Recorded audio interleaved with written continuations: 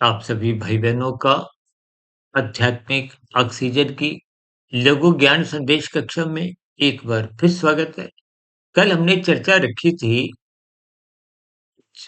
होश के ऊपर, परसों हमने जोश के ऊपर और उससे पहले के दिन हमने रोश के ऊपर चर्चा रखी थी। और आज हम मोक्ष के ऊपर चर्चा रखने जा रहे हैं। देखिए, रोश का अभिप्राय तमोगुण से, जोश का अभिप्राय रजोगुण से और होश का अभिप्राय सत्वगुण से जोड़ते हुए हमने प्रकृति के 3 गुणों की स्थितियों पर कुछ प्रकाश डाला था। क्योंकि शास्त्र ही बार-बार कहते हैं तमोगुण रजोगुण बांधते हैं, बंधनदायक है। या यूं कहो कि दोनों गुण ये संसार से ही बांधते हैं, 84 लाख प्रकार की योनियों में ही बांधते हैं। जबकि सत्वगुण मुक्तिदायक है। सत्वगुण का संग करना ही सत्संग की स्थिति है, जो मनुष्य को होश में लाता है। होश में लाने का अभिप्राय आपकी हमारी अज्ञानता समाप्त होती है, क्योंकि तकनीकी रूप से तो सभी आत्माएं पहले से ही ज्ञान स्वरूप है। आज हम चर्चा रखने जा रहे हैं मनुष्य योनि के महत्व को विशेष एक साधना से जोड़ते हुए, क्योंकि मनुष्य योनि कर्म योनि के साथ साथ साधना योनि का एक अवसर लेके आती है। और इस अवसर का आपको में लाभ उठाना चाहिए। जैसे खिलाड़ी खेलते समय अवसर का लाभ उठाते हुए मैच को जीतने की एक स्थिति में पहुंच जाता है। ठीक इसी तरह जब आप साधना करना आरंभ करते हो तो मोक्ष प्राप्ति, देखिए 4 पुरुषार्थ धर्म अर्थ काम मोक्ष। धर्म का विपर्य सत्व गुण से है। धर्म ही आपको में होश में लाता है। अर्थ का विपर्य पदार्थों से है। अर्थ का विपर्य धन से है।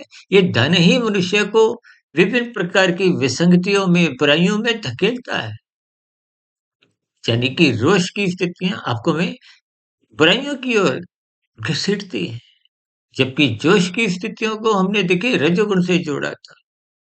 ये संसारिक कामनाएं भोग विषयों की ही मनुष्य से कब कितने पाप कर्म करवाती है, कानून के उल्लंघन करवाती है, जिसके फलस्वरूप 84 लाख प्रकार की जोनियों की एक अलग अलग स्थितियां बनती हैं। क्योंकि सत्वगुण मुक्तिदायक है। सत्वगुण का संग करना एक विशेष सत्संग की स्थिति है। यानी कि आप और हम होश में आने लगते हैं। आपको होश में आने के साथ साथ, जैसे मनुष्य देखिए मदहोश हो, अचेत हो, जैसे जैसे होश आने लगता है तो उसको सब परिस्थितियों की स्मृति आने लगती है। ठीक इसी तरह हम जैसे जैसे होश में आते हैं, ज्ञान में आते हैं, तो आपको हमें अपना बोध होने लगता है कि हम आत्म स्वरूप चेतन सत्ता हैं।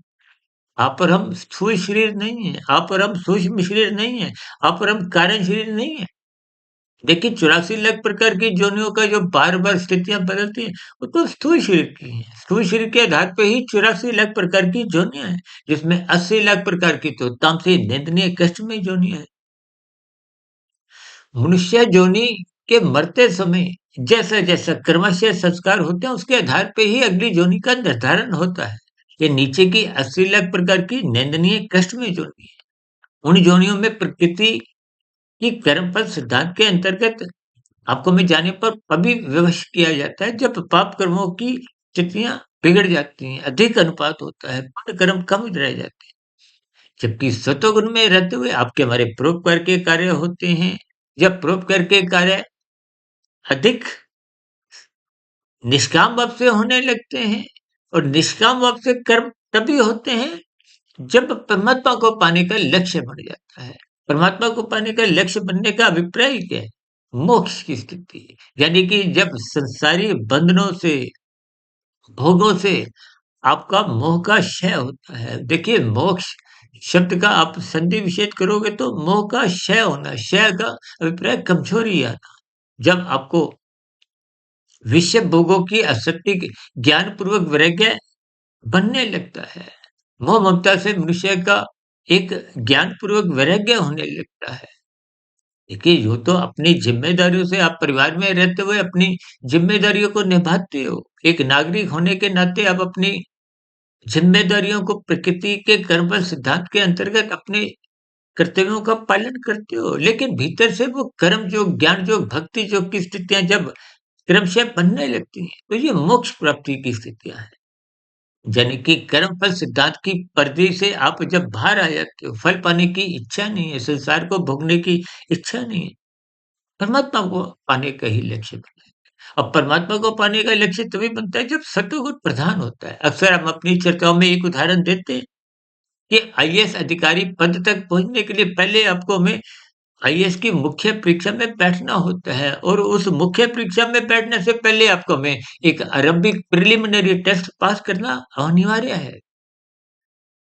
ठीक इसी तरह तमोगुण और रजोगुण ये दोनों एक तामसी राशि स्थितियों में कब परमात्मा से लगाव बन नहीं पाता। जब परमात्मा से रुचि नहीं होती, लगाव नहीं होता, ये रुचि जिज्ञासा तब उत्पन्न होती है जब आप सत्वगुण में स्थित होते हो। सत्वगुण में स्थित होने का मतलब आपका प्रिलिमिनरी टेस्ट पास हो गया है। अब परमात्मा को पाने का आपका हमारा लक्ष्य बन जाता है।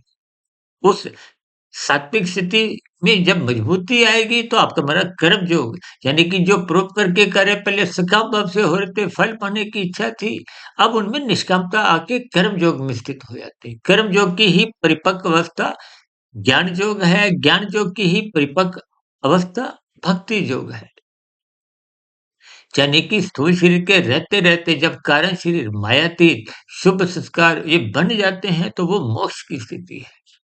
इन सभी स्थितियों को परमात्मा की प्रेरणा से, गुरुओं के आशीर्वाद से पिछले 3 दिनों से इन 3 गुणों की स्थितियों को समझाते-समझाते आज हमने मोक्ष की स्थिति पर एक चर्चा रखी है।